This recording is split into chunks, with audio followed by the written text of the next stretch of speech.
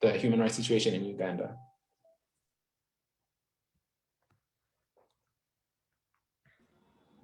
Thank you so much, Oriem, for your very powerful contribution. Now, Jeff, you can take the floor. Great. Thanks so much, Leonce and Task, for organizing today's event. Really appreciate it. I was asked to speak on the issue of Ugandan youth engagement and the ongoing struggle for democracy and human rights, but also the Ugandan government's violent response. I think most of us here today and most listening know that Uganda is largely believed to be the youngest population in the world. I think according to the latest data, 77% of its population, in fact, is under the age of 25. And if you do the math, which I'm not very good at, but this equates to about 27 million people. And when you start to look at the numbers and break that down further, this means that there are roughly 7 million youth, likely a bit more from the ages of 15 to 24, who are currently living in the country. Now, the problem is that upwards of 70% of these young citizens are old enough to work, but they are unemployed, right? So they lack prospects and they lack hope for a better future. At the same time, interestingly, you have roughly half of all Ugandans, about 46%, depending on which data you're looking at, who are connected to the internet. And this is actually a pretty high percentage for the region, and it's 52nd in the world, in fact. So taken together, it's really interesting. You have this mixture of issues. You have an already large, expanding, and increasingly restless and frustrated population of young people who have access to information and who have never known another leader aside from General Museveni, who we of course know has been in power since 1986. They're connected to the internet, which means they understand what is happening around them, what is happening in the world. They follow elections in Africa and worldwide, and they begin to wonder, of course, why change hasn't come to Uganda. What is preventing this change? So in effect, the way in which I look at it, and surely many others, you have this growing critical mass, right, of young people in Uganda that are standing up now and have been for generations, demanding their rights. And interestingly, if you look at the other data that's out there from Afrobarometer and other polling agencies, 8 out of 10 Ugandans, so 80%, prefer democracy and multi-party elections as opposed to one party or military rule, which is all they've experienced. And I have to imagine that 80% figure is even much higher among today's young population in Uganda. And these are the very same young people who have stood up over the past several years, often, as we have seen certainly this year and in late 2020, really going out into the streets, putting their lives on the line to do so, to support that country's pro-democracy movement led by Bobiwine, the National Unity Platform, and other courageous leaders.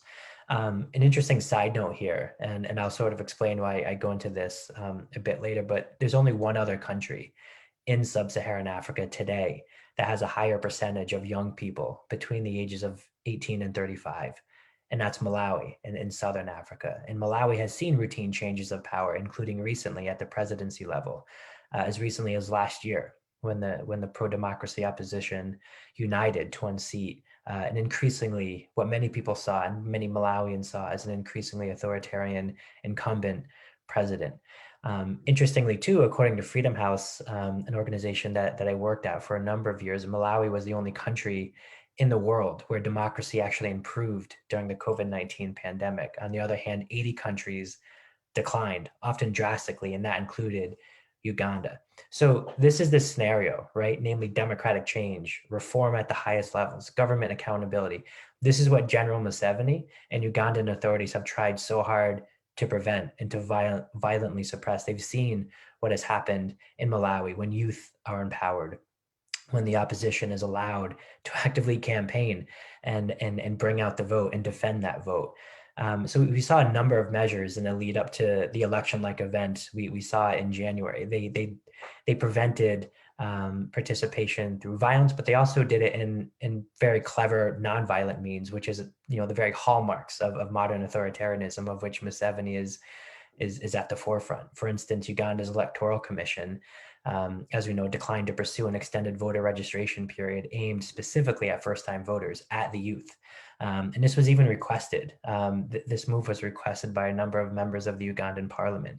And by refusing to do so, that meant that well over 1 million Ugandans who had reached the age of enfranchisement when the sham election occurred in January, they were unable to express their will at the ballot box. So, it really makes one wonder. It makes me wonder, why is the country's largest voting bloc not a sufficient priority for election officials and for Ugandan authorities? And obviously, I think one of the key elements or the key answers to that is that Bobiwine specifically and the NUP effectively tapped into. They really did effectively tap into Uganda's youth population, both their valid grievances and criticisms of government policies, but also their lingering hopes for a better future. And that's why I think this time around, you heard Oriam talking about this tradition and this cycle of impunity and violence. But I think, and I could be wrong, and I'd be interested to hear others' viewpoints on this. I think perhaps this time around was the most violent election in Uganda's history, certainly its recent history.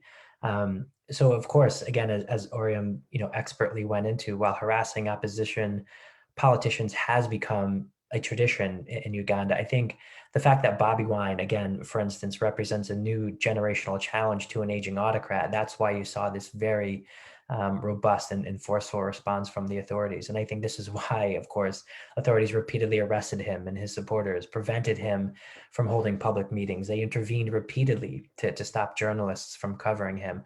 One personal experience I had was, on January 7 of this year, we held a live press conference with several of my colleagues and with Bobiwine in Uganda, in which we were unveiling a legal complaint filed at the International Criminal Court against Ugandan authorities. And during this live press conference, in which we had dozens of journalists around the world, some of whom may be listening today, that will remember, he was pulled from his vehicle forcefully. His video went black. We heard gunshots going off. We heard, what appeared to be a struggle happening. And ultimately, Bobby came back on camera and, very clearly he had been pepper sprayed. He was coughing. He couldn't breathe. But the fact that that happened with literally the world watching, I think really made people start to wonder, what's happening when the cameras aren't rolling? What's happening behind the scenes here? And if they can do that to someone so high profile as a leading opposition candidate for president, live on the air with major media watching, what else could be happening here? So I think by preventing Uganda's youth from voting and participating in civic life, the key issue here is that, in essence, the future of Uganda is not being charted by those who actually live with the consequences that are being made by today's leaders, right? And of course, I think to wrap up, I think it's really important to know, obviously, that repression in Uganda extends well beyond the youth population. In March of this year, for instance, at Vanguard Africa, our colleagues and I released a comprehensive report similar to the report at Task that focused specifically on abductions and human rights violations in Uganda, which tracked these cases in the lead up to, during it, and in the immediate aftermath of the election-like event we saw in January. So this report, it's available on our website, and I can certainly send around the link. The report only includes documented and fully verified evidence. So the overall numbers of abductions and killings are likely much higher.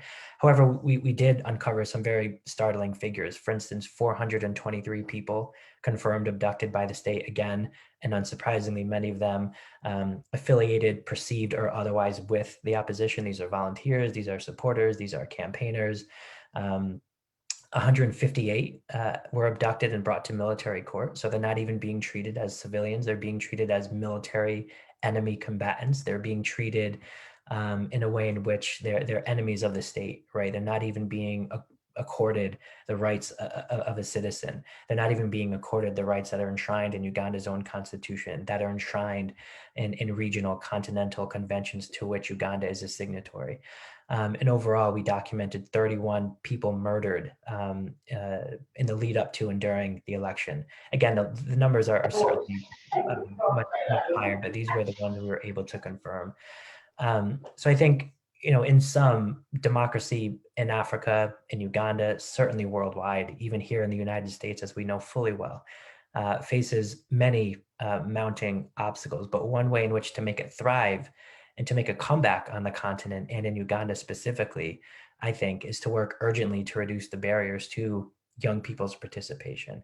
And if that isn't done, then these complex issues of mistrust, of exclusion, of increasing marginalization that we're seeing, these elements that are so detrimental to peace and stability and human development in the long run, these are only going to worsen in Uganda moving forward. And that's why I think conversations like these are so important.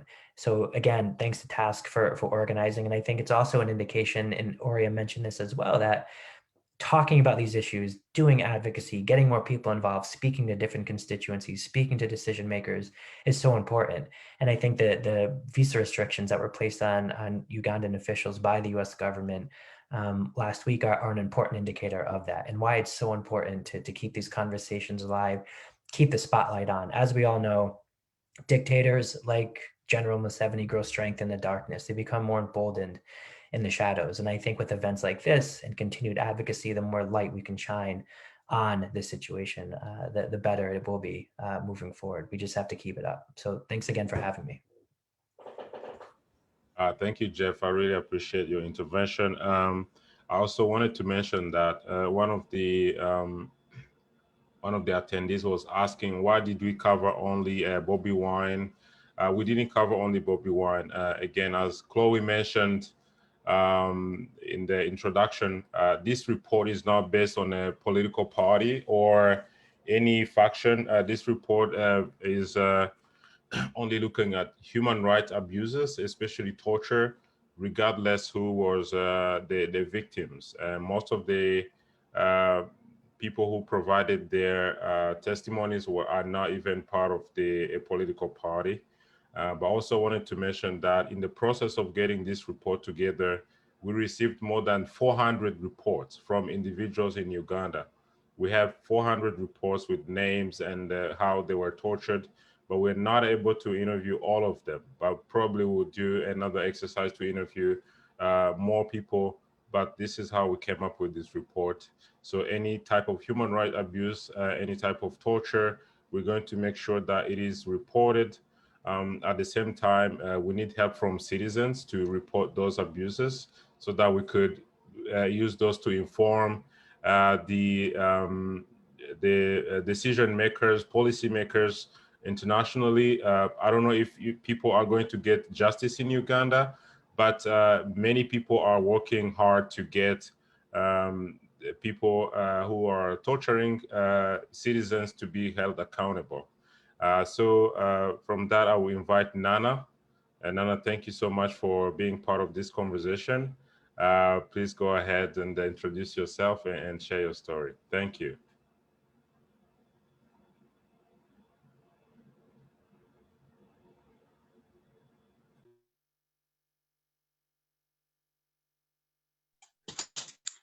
Hello, everybody. Greetings again. I am Nana Mwafrika, a human rights defender based in my country, Uganda, Kampala, to be specific. Even though the times find me up and it will be known that against dissidents in Uganda is done very smoothly. It's done very audible.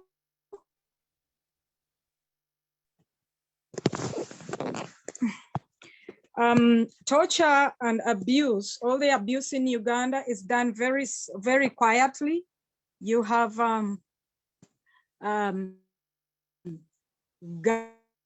government thugs, I will call them thugs, calling journalists. They give them morning calls away with the ugliest of stories, dirtiest stories that would taint Museveni's international picture internationally. Torture in Uganda and all the violation of human rights is being enabled too much by countries in the West respected and believed in a man who clearly has just taken them for a ride for the longest time. Museveni's involvement, sorry, I have a little baby in this live, but General Museveni's involvement in the conflicts all over this region, say Sudan, South Sudan now, Rwanda, Congo, Somalia, all neighboring situations that happen, he is there. His eye is there, his involvement is there. And then the West views him as the savior, as the man to trust with $1 million, as a man to trust with all the support to his military, to his police. He's the one that ships off police support and military support to every other place that has got security issues. He does that while the actual insecurity and terror that America's policy on Africa seems to really concentrate on, the actual terror is being born at home. As he sends off troops to, say, Somalia or wherever, the safety with the people, with the Ugandan people within country, it cannot be relied upon. The picture that he puts on, this is General Yoweri Museveni, who for me as a human rights defender have studied to see that is the biggest perpetrator, the commander-in-chief. He's called the commander-in-chief of the army and other security organs that have meted all this pain on Ugandans. So he being the one that commands this, you know, he has a smooth way around him. He will put on civilian attire, put on that floppy hat, and and really show this region he is the darling of the East African region. He is the darling of Africa, the only trusted, you know, he has got a lot of accolades over the years. Though we, the local people, the local Ugandans, the people at home, do not see where these accolades come from all the time. There has been total clampdown on free speech. Journalists have been beaten, like one of my colleagues already said. A whole inspector general police, the head of police, will stand and in front of cameras inform and tell the country or the world that you know, we will be beating journalists. I speak as a rights defender, but also a survivor of torture, a survivor of police brutality. A lot of cruelty was meted on me in 2019. That's April, even when I had a prior arrangement to reach the Inspector General Police. I had been there the day before. I had been given the time to come and meet the Inspector General Police over matters of human rights violations that were escalating at the time. They deployed for me. A woman without any weapon, a woman without any threat. I wasn't in any shape to run or fight anyone. In fact, I was heavily expectant of a child. The things that happened to me, you covered partly, you covered in the recent interview. So for me, I think that this naive or maybe little informed trust that the West, especially America, has had in General Museveni, has earned General Museveni tons of money. Money he's free to, you know, use for his classified budget, all the monies that come in. If his money is intended to pay, you know, for healthcare, education, and other public services, it all gets channeled to what he calls security, with near impunity. There is nobody that's supposed to ask about that. And for me, I think that his continued picture, putting on the angel picture, the angelic picture. Look, guys, I am the savior of the region. I am the smart one. This has earned him substantial amounts of military support and other assistance, and as well as, you know, near total impunity. Because when the things are done, as we, the local people, report them, And I've already told you there is a challenge of the local media being totally, it's either compromised or intimidated out of reporting the actual cases, the gravest of cases of torture and rights abuse. So a lot of it remains in the dark. A lot of it remains unreported or just partially reported or very heavily edited. So for me, I do think that if there can be a revision on this policy that America has on Africa and particularly Uganda, to see General Museveni as the man he is, the man that just enjoys chaos and that just enjoys to be seen as a savior, but he's no savior in any case. He is a perpetuator of a lot of the things that are happening in this region. Like I told you, call for any his involvement all over the region, all over the countries that have had issues, the Congo, everywhere where there is these mean interests and war, he is there. Everywhere, Museveni is there. The decades that have been wasted on trusting him, funding him heavily, have caused Uganda a lot of pain, and Ugandans are now living in almost total fear. They are totally frightened to even be seen crying about the pain meted onto them by the militarized police and security personnel of Uganda. So for me, I would think that the sanctions that were announced very recently by America against Ugandan officials involved in all these human rights violations should really come to materialize. They should be followed by a total defunding. America must defund the security agencies, the security bodies of Uganda. They call themselves security, but all they met on their people locally. Uganda is mating untold suffering on her people.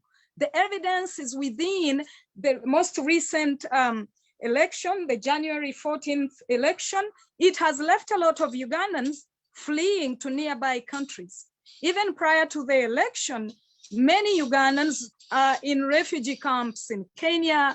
They are running off the youth. Instead of being home to get empowered and take Uganda forward, they find themselves being forced, to be shipped off to the Middle East to do domestic work over there, because all the money that should have planned for their empowerment has been used by Museveni in his, General Museveni in his, these famous classified, they call it classified budgets.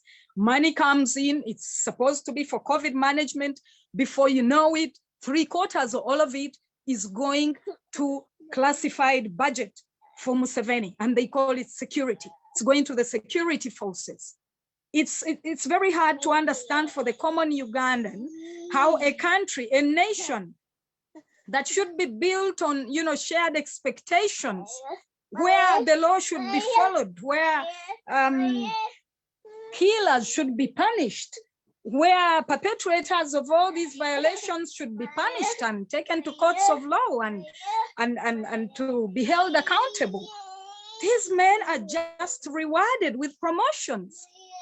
The 2016 massacre in Kasese, that's southwestern Uganda, where a small kingdom, an entire village, a kingdom was bombed, chickens, goats, little girls, boys, women. They showed other women survivors that were stripped naked and tied in chains and taken to prisons. A lot of those people were just, released, they said, around a few weeks to the last election. Of course, that was his way also to buy the angry people of Kasese back to maybe vote him. But when this 2016 attack on the kingship of the Rwenzururu happened, instead of punishing the man that commanded it, the army man called General Ereru, he instantly got a promotion.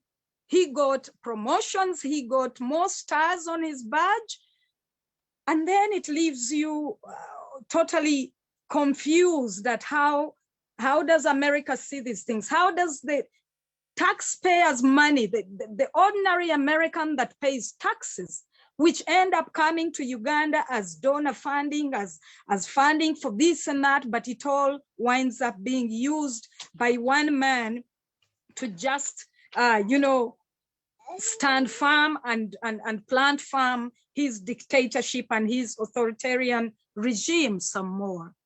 Torture and abuse in Uganda is going to continue if America does not take a stand firm and go, a firm stand, I mean, and go past the, talking the sanctions and do the sanctions, disable these perpetrators and abusers from transacting in America.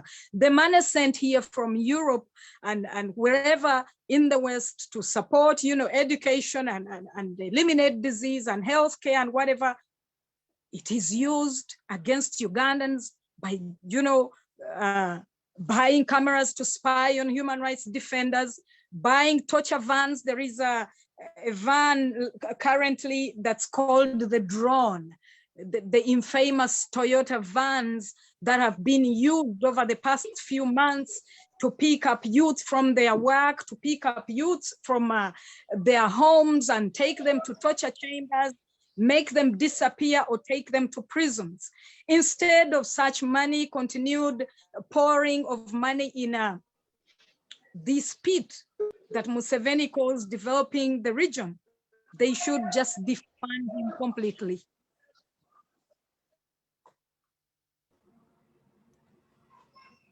Thank you so much, Nana. I appreciate the intervention. Thank you for sharing your story as well. Your story is detailed in the report. A very strong story. But we have William now. William, can you hear me? William is also a torture survivor in Uganda. William, can you hear me?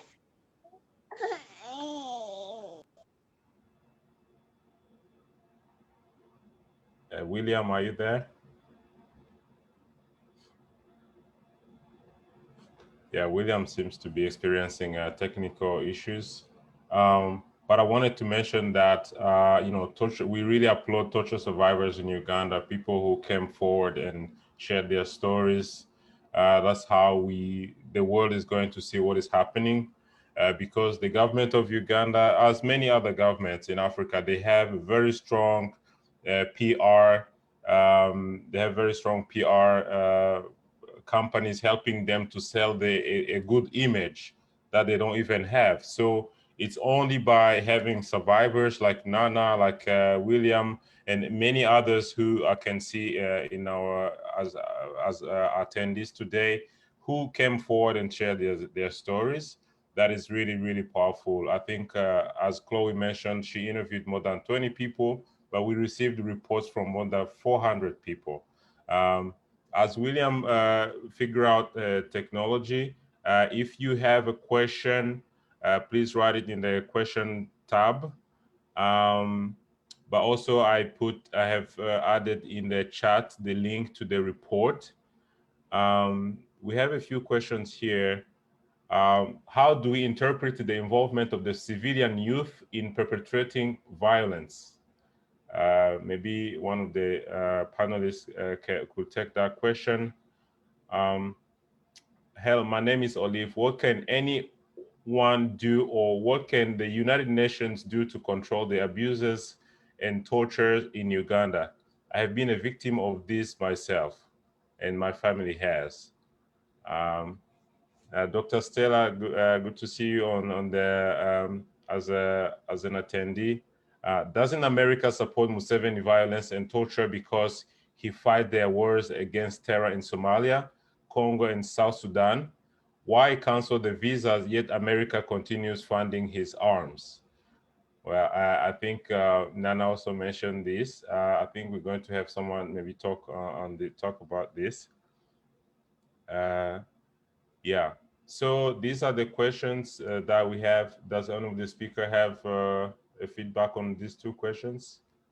Why, how can we interpret the involvement of civilian youth in perpetrating violence?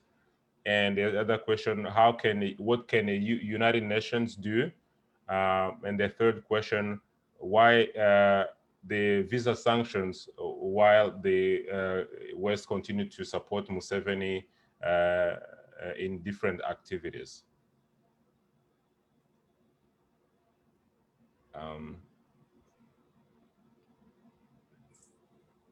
Could I say something in response to the question about youth and escalating violence? I assume that that question stems from this idea, this notion that has sort of been presented that young people, especially during protests, have been very violent and have sort of provoked the security forces into committing some of the abuses that they have been responsible for. So for example, during the protest in November, when people came out onto the streets to protest against Bobiwine's arrest for supposedly not complying with COVID regulations, people might say that therefore that provoked the security forces into shooting people and killing them. I think the response to that is, first of all, the right to protest exists. It's law within the Constitution in terms of freedom of expression and freedom of assembly. That is entirely legitimate. People are entitled to go out onto the streets to express their dissatisfaction with what is going on. But in the event that individuals are violent or are disruptive, the state is obviously entitled to take action against them, but it should be proportional to what is taking place. And if any force that is the security forces use, it should be used as a means to de-escalate the violence, not to kill protesters. So what took place in November, for example, when according to the official reports, over 54 people died over the course of violence on 2 days, that should never have happened. The security forces should have taken steps to de-escalate the violence that was taking place rather than to themselves continually reinforce it. I think that that's very important to continue to reiterate the obligations of the state and the security forces, which is to prevent violence from taking place and not to perform it.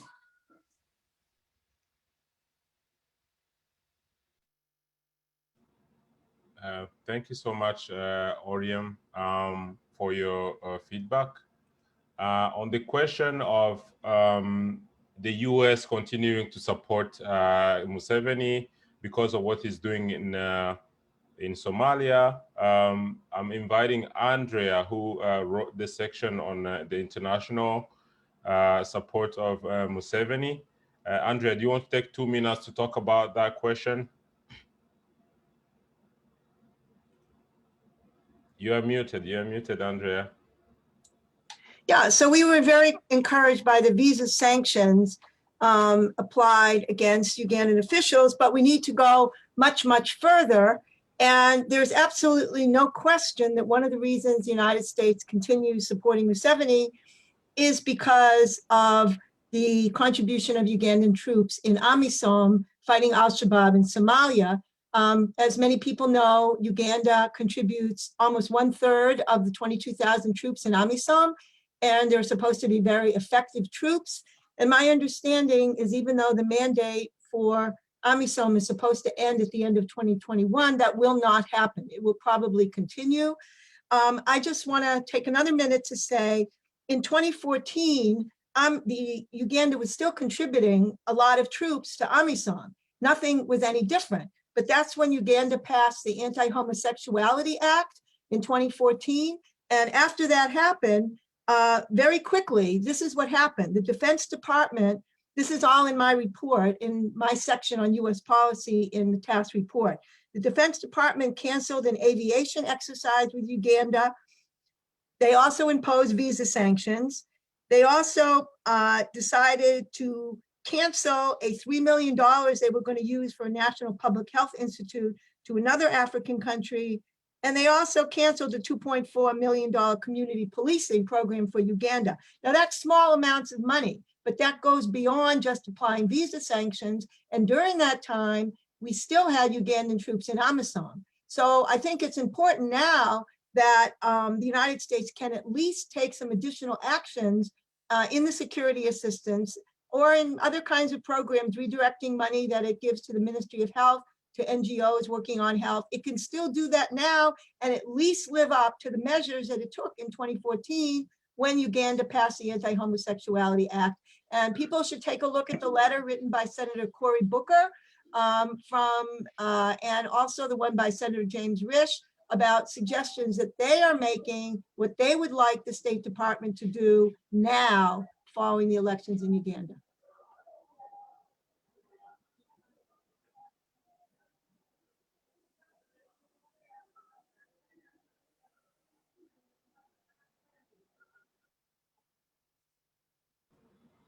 Thank you so much, Andrea. We have only 4 minutes. Do you want to go give our panelists 1 minute each for a closing remark? Jeff, I can start by Jeff. Sure. Yeah. Thanks, Leonce. Thanks, Andrea, for that great summary of your section of the report. Given that I only have 1 minute, I would just say that I think U.S. support for what is essentially a military dictatorship in Uganda is unfortunately not an isolated incident, isolated case. Unfortunately, going back generations under both Republican and Democratic administrations here, there's been this very flawed, entirely counterproductive, backward notion of this benevolent dictator, right? This authoritarian, this strong man, which is a misnomer in itself, that can bring stability and development to a country for so long. The Meles EPRDF regime in Ethiopia and Paul Kagame and the RPF in Rwanda are sort of put forward as exemplars of this. And of course, we've seen what has happened in Ethiopia, and we've seen the myriad human rights abuses and killings and disappearances and torture and extrajudicial executions and the decimation of civil society and any semblance of political opposition in Rwanda. But again, if you look at Central Africa, Cameroon, and Paul Biya, who's been in power since 1982, Obiang, who's been in power since 1979, all the way across to East Africa. We've been talking about Uganda today, of course, but Djibouti, Omar Gele, who just won a sham election, who's been in power since 1999. We've seen what has happened in Chad with the events of this week. So I think this backward notion of this benevolent dictator who brings stability and brings development to his country is completely flawed. It's not based in fact. And I think on Uganda specifically, just really quickly to wrap up, I think there are a number of more steps that need to be taken. I think President Biden and his team should immediately launch a comprehensive and very prominently publicized review of all financial assistance to Uganda. I think any humanitarian programs carried out by the Ugandan government should be redirected to third-party implementers, ideally local civil society groups, given the inherent corruption and lack of transparency and opaqueness within the Museveni regime. I think doing this would ensure a continuity of service to the Ugandan people who actually deserve it. I think programs that solely benefit the government of Uganda, especially military and security assistance, should be suspended immediately until this review is complete. And second, as we saw with the visa restrictions, and we've seen some local reporting of Museveni's response to this, only personal repercussions are likely to spur him and the government toward needed reform. So in addition to visa restrictions, more needs to be done there. I think any assets, for instance, held in the US or elsewhere that belong to Museveni in his inner circle or his family members, these should be frozen immediately on human rights and corruption grounds, full stop. And lastly, I think, that the Biden administration can and should recall its ambassador, publicly do so. Recall the ambassador to Washington for consultations while this comprehensive review is being undertaken and finalized. I think those are very feasible steps that can and should be taken in the near future, and that's something we'll certainly be advocating for privately and certainly publicly through our advocacy. Thank you so much, Jeff, and thank you for Vanguard Africa for the work you're doing in Uganda. And Nana, you want to take 1 minute, just 1 minute quickly, and conclude? All right. Thank you for the 1 minute. For me, I would repeat defund. Defund General Museveni's system, defund his police, defund his military. They are doing us more harm than good. Defund them, period. Chase them. Do not let them transact with the good people of America. They send their children over there to give, their daughters to give birth. They send their children to the finest hospitals in America and in Europe and in India while leaving the bare minimum at home. Defund them. Do not let them come in. Let them stay home and enjoy what for them they think is the good thing that they are doing for Uganda. There is this problem already.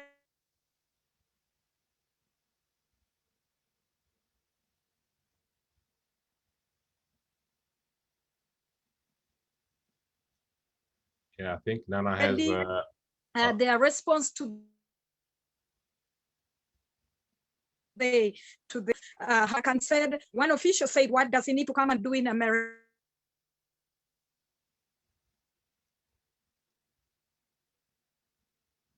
Thank you, Nana. Thank you for your contribution. I hope we will stay in touch with you and your work.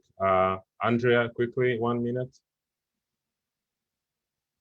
Yeah, I would just like to take my 1 minute to talk about what Senator Cory Booker talked about. I think the most important thing that he said is that he is asking for some of the things that Jeffrey Smith just talked about, which is an assessment, a detailed list of all US security assistance that we're providing to Uganda since 2015. We actually do not have such a list. So I see step one would be some transparency in exactly the kind of security assistance that the United States provides to Uganda. And so there people can look at that very, very, very closely. And also, I think it's very important that we also look at whether or not the United States trains and equips the Ugandan forces in AMISOM. And one of the things that Senator Booker is talking about and Senator Risch is we have to see if any of the military aid that the United States is giving to Uganda for AMISOM is being used to, quote, divert and suppress dissent within Uganda. That is a letter from 2 leading senators. So we have to build on that and try to make that happen. Thank you so much, Andrea. Oriam?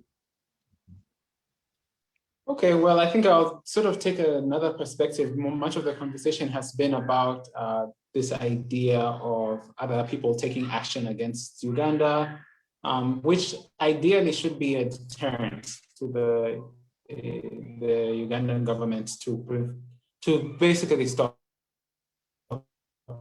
perpetuating human rights abuses. So obligations of the Ugandan government to respect human rights and to enforce the myriad of laws and policies that exist within our legal ecosystem to protect human rights. It's hugely important that the Ugandan government fulfills its obligations, both nationally and internationally. Otherwise, much of what all of the other panelists have so eloquently said should happen will inevitably happen. The government should do right by its people. Thank you.